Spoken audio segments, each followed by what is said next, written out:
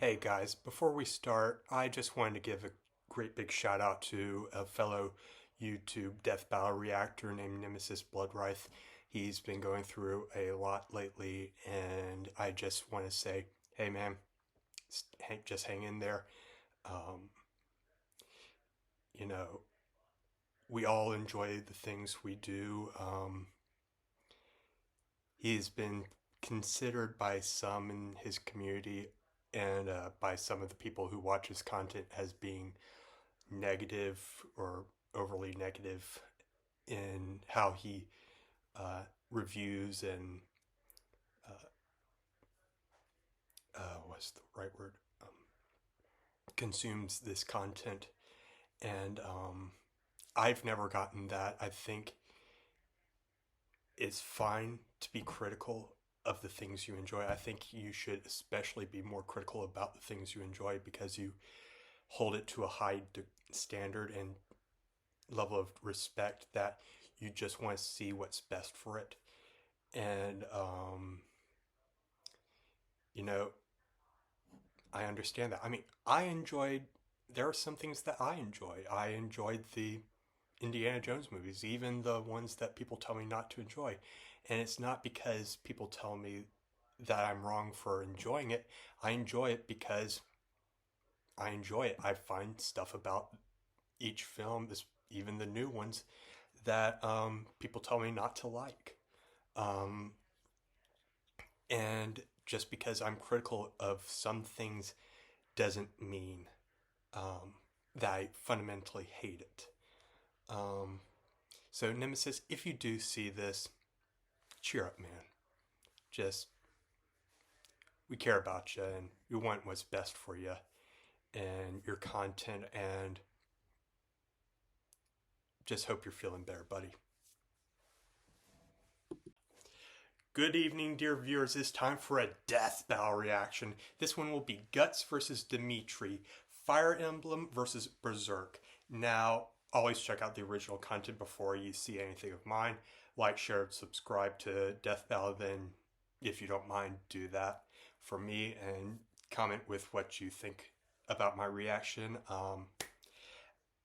As for this matchup, I don't know really either of them. I mean, I know more about Guts, but just because he was used in a previous death battle years and years ago, it was Guts versus Nightmare from Soul Calibur, in which Guts won that fight. And I, I mean, I know nothing about Berserk. I don't know anything about Guts, and I knew a little bit more about Nightmare, so I was a little upset about that. But oh well. I think, well, I don't know what to think about this fight because I have really no stake in them. But you know what? Sometimes these are the best fights to get, you know, to enjoy.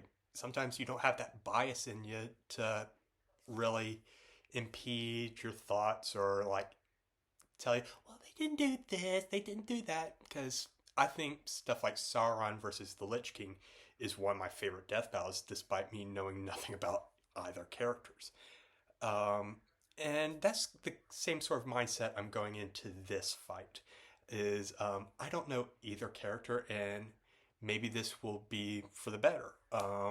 Because I don't have that passion for either character. And having said all that, I don't know who to root for. But again, having said all that, let's see who wins this fight. And this episode is sponsored by BetterHelp and Mint Mobile.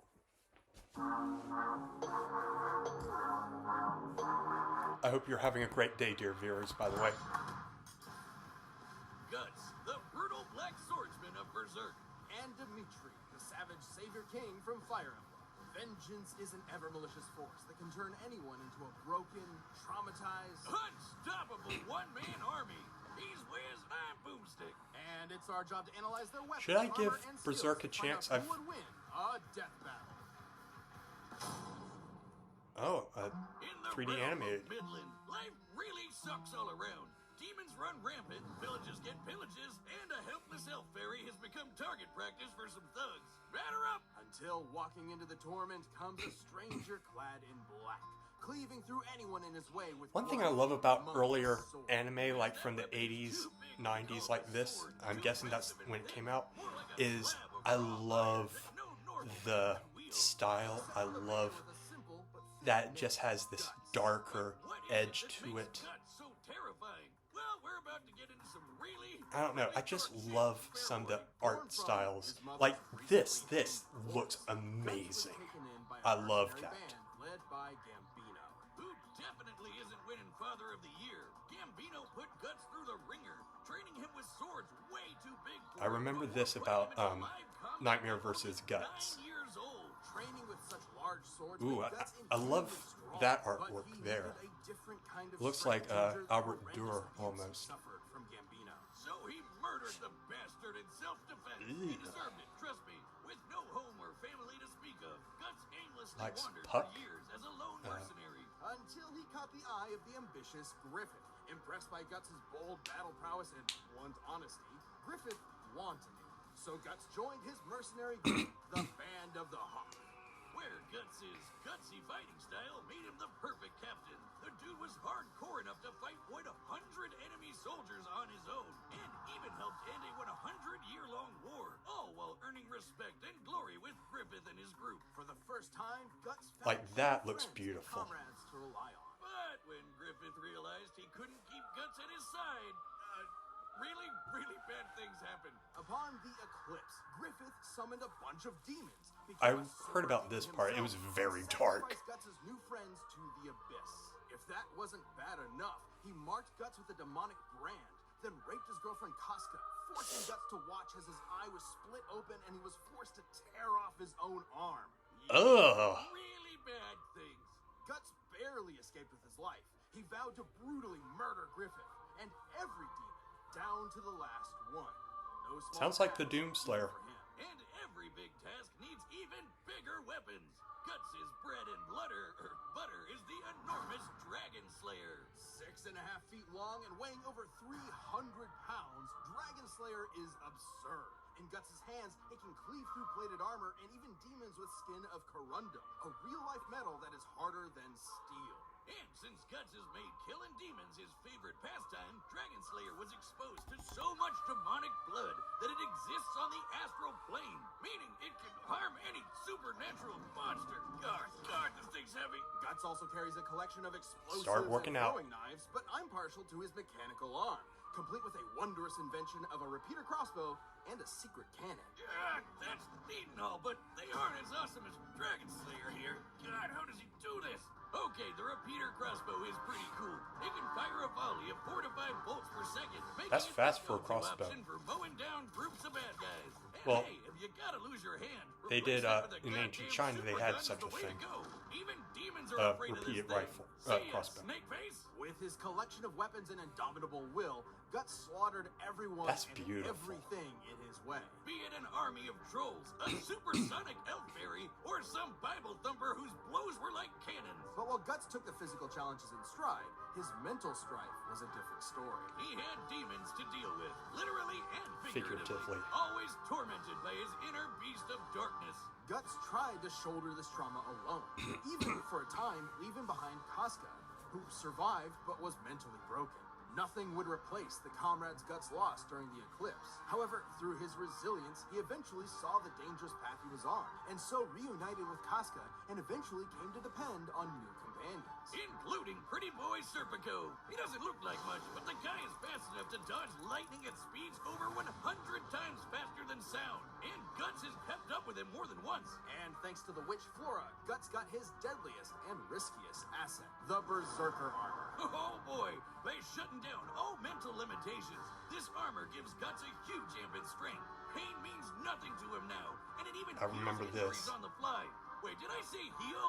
What I meant was it pierces his torn flesh and broken bones together so he can fight until the actual last drop of blood has left his body. Yeah. Man, that's hardcore.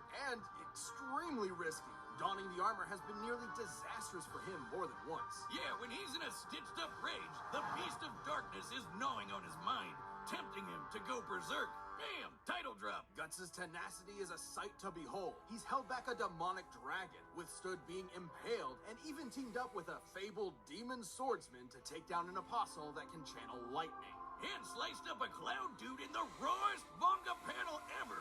Just look Wow. at it. If that's not badass enough for you, he once killed a giant sea god from the inside. With its wail, this behemoth created a storm that covered an entire island. The kinetic energy of such a storm is immense. God, that's Gauging the size of the beautiful. island, the energy required to induce such a storm would need to exceed 600 kilotons of TNT. Yeah, that's right. Guts gutted a sea monster whose shout was a natural disaster. He needed to do that and much more to reach Elfhelm, where Casca's lost sanity was finally returned. Things were looking up for the legendary Black Swordsman. But that bastard Griffith just wouldn't leave him alone.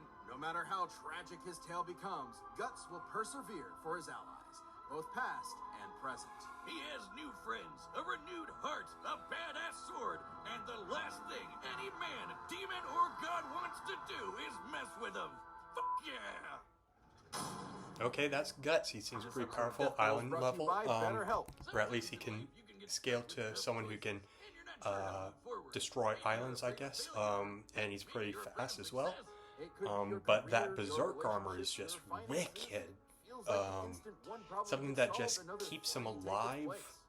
It's like, ugh. I mean, it kind of reminds me of the Prophet armor from Crisis. You know, it doesn't matter how broken you are on the inside, it's just holding you together until the mission is done. If you're thinking of starting therapy, So, consider giving BetterHelp a try. It's all online and designed to be convenient, flexible, and suited to your schedule. they didn't really do. I guess they did describe like it holds him together, but until it literally he has no blood left to give. So I think if Dimitri has like a stall tactic, that might work. Okay, let's see Dimitri. On the continent of Fodlan lies the holy This will kingdom be of the Fargus, first Fire a Emblem knightly character. nation where the youth learn to swing a sword before they can write their own name. Prince Dimitri Alexandra Blathid was no exception. The Pretty kid was boy. a prodigy, able to spar with far more experienced warriors, in part because he was a crest bearer. Or someone gifted mystical power through the blood of the goddess Sothis. Those born with a crest gain anything I saw from her enhanced for magic to Smash Brothers. superhuman strength. At 9 years old, Dimitri could lift giant boulders, run across mountains for hours, and constantly broke swords by accident. Most elites who had a crest also had a massive ego, but not Dimitri. Right, Dimitri was strong, but generally kind. Like when he gave his childhood friend Edelgard a dagger. An Edelgard? earnest, if odd gift. I got shotgun shells for my first crush.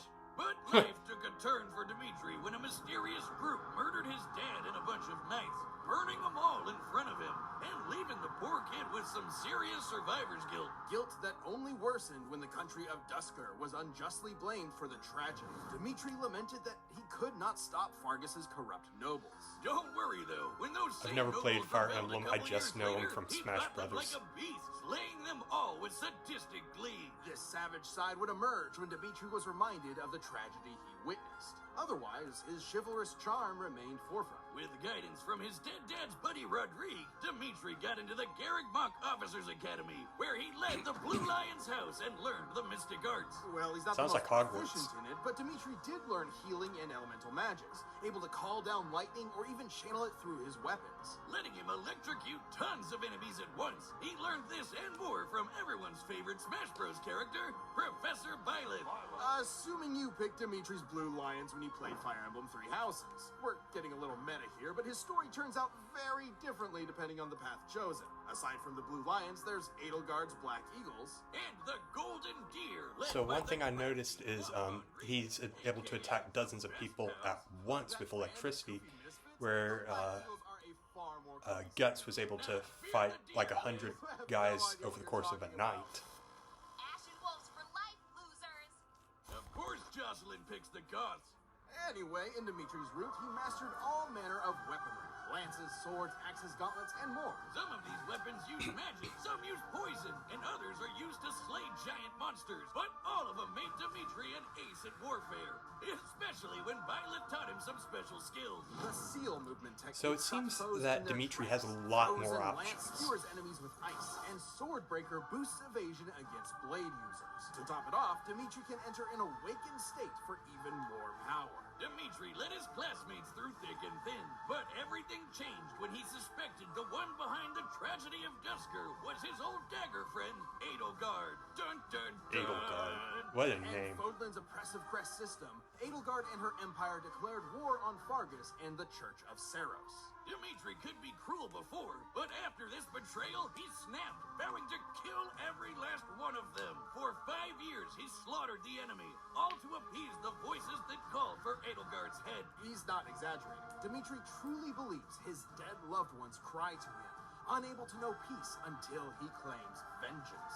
As if Crates-turned-murderer hobo wasn't scary enough, he wields the ultimate lance, the hero's relic, Eredfar. Forged from the bones of dragon-like Nabateans, Eredfar is much stronger than Means ordinary metal. slaughter. It can pierce any armor with its signature move, Atrocity, and only crest bearers can wield it without So he mutating has into a lot monstrous more black beast. With variety. his lance, Dimitri kept killing, but no bloodshed could calm his mind. He has a reached wider peak arsenal. war crimes, torturing an enemy commander in blind rage. But when his actions led to Rodrigue making the ultimate sacrifice, Dimitri was broken, terrified of yet another voice haunting him. Except this time, he had his professor to help him out. We really gotta pay teachers more, y'all. Dimitri still Preach. felt hatred for Edelgard, but looked past it to the friends and kingdom he neglected and made a choice. Instead of killing every last one of them, he would save every last one by retaking Fargus's capital.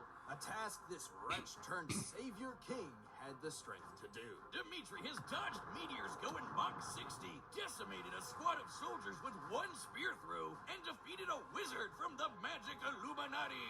This is Talus, whose power I shook think a that futuristic underground Guts might be a And little Dimitri just faster. walked through his magic like it was nothing. Dimitri's also more than a match for Edelgard, who, in her room, bested the Archbishop of the Church of Seros, Rhea. This is important because after dragging it up, Rhea survived 2 exploding javelins of light, aka magic nukes. Jeez, and Dimitri can fight on her level? Indeed. But in the end, despite half a decade of slaughter, Dimitri was hesitant to kill Edelgard, in part from learning she wasn't responsible for the tragedy. Still, both monarchs had ideas for Fodlan that were simply incompatible. And then Edelgard pulled a fast one with that old dagger present. Dimitri definitely felt that irony.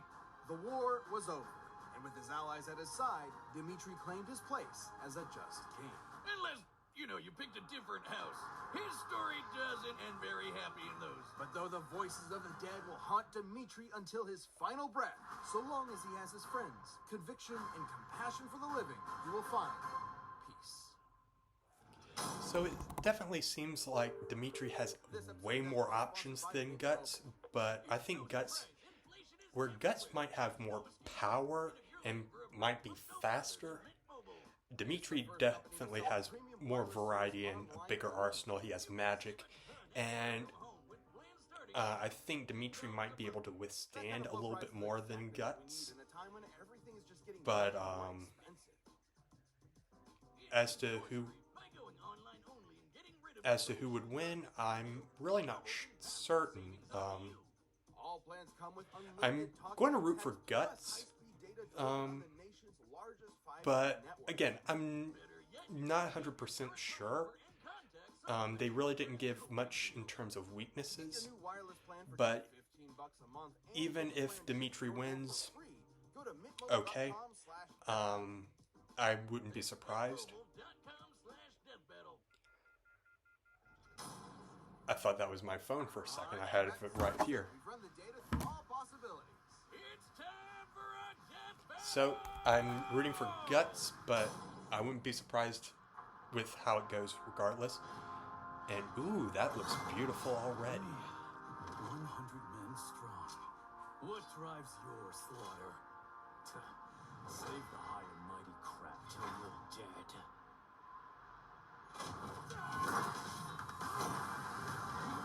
Oh, they've already been fighting.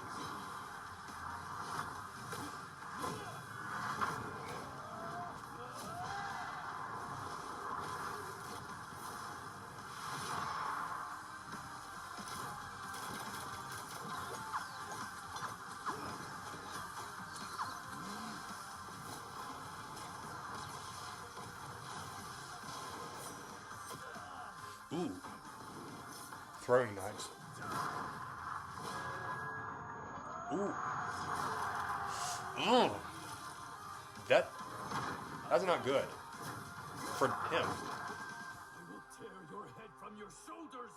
The dead must have their revenge. Yeah, they're both kind of insane.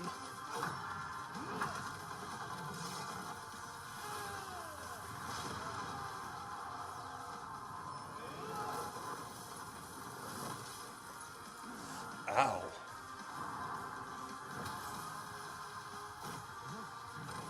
Go to hell.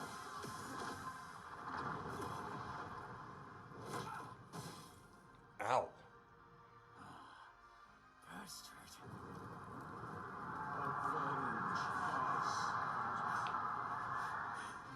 He's hearing the voices. And he's got a voice too. Promise. Ooh, I like that. All of them. Down to the last one.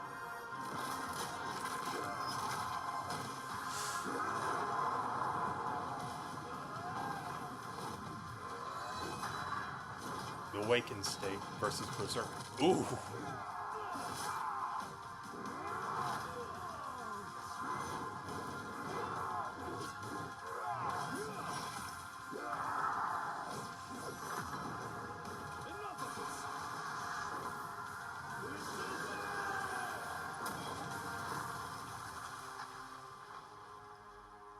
Is that it?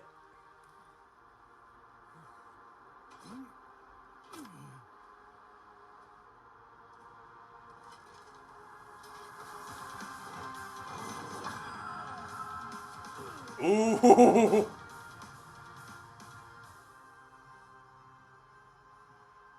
Still standing? So we're both shackled to the dead. You foul beasts will not have his soul!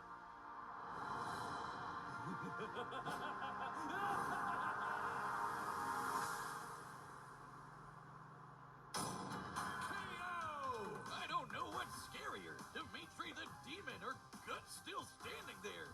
He was a badass till the end. Being fast enough to dodge lightning, Guts actually had a slight speed advantage over Dimitri, though skills like seal movement and swordbreaker helped Dimitri close the gap. And while Dimitri had some minor healing magic to fall back on, it wasn't going to compete with the raw endurance from the Berserker armor. I'm not Dimitri's sure what absurd happened. strength and wider pool of weapons and abilities gave him plenty of ways to wear Guts down. Against Dimitri's electricity magic, Guts' sword and armor were vulnerable conductors, making every clash an opportunity to electrocute it. Sure, Guts has defeated lightning callers before, but he needed help. Not to mention, moves like Atrocity can pierce through armored foes, bypassing half the point of wearing the Berserker armor. Guts could power through some of Eredfar's damage, but he wasn't invincible and could not heal from fatal wounds. So I guess And Dimitri there's did both win. fighters' raw power. Slaying demons is really impressive, obviously, but not always on par with magic nukes. Remember, in Edelgard's route, she defeated Rhea, who survived 2 Javelins of Light. In Dimitri's route, he defeated Edelgard while she was a powered-up crest monster. That happened. So, if Rhea could take on the Javelins of Light, Dimitri should be at a similar level. So, let's find out how strong a Javelin is. In Fodlan's lore, several Javelins decimated a forest, forming the Valley of Torment. However, the exact number of Javelins used to I'm clear the guessing valley was that never in the clear, fight, making literally, the power of an individual Guts javelin bled out. unclear. But we do know the Javelins in this attack were supposed to hit the Garrigmach Monastery, until the goddess Sothis noped them away and they hit the forest instead. We also know that the Javelins of Light are not limitless, with typically no more than 6 being used at once, even against structures similar in size to Garrigmach. So, if a similar amount were used in the attack that made the valley, each Javelin would pack a payload that's over 3 gigatons of TNT.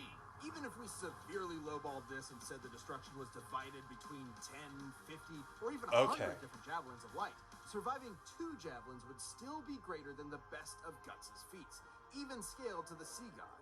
Guts' persistence meant he wouldn't go down easy, but against Dimitri's inhuman strength, devastating abilities, and fervent willpower, it was just a matter of time before the vengeful king wore through him. Saying it makes me berserk, but Guts could only go so far, guess. The winner is Dimitri Alexandra Blaythid. Sounds more like an Assassin's Creed Thanks name. for watching. Stay But tuned. We have okay, new Death I Battle releases really every had no 2 idea weeks what this just year. happened. Click the join button to get new perks and extra content. Planet level And let's see what members happens receive Death next Battles time. before anyone else, so don't miss out.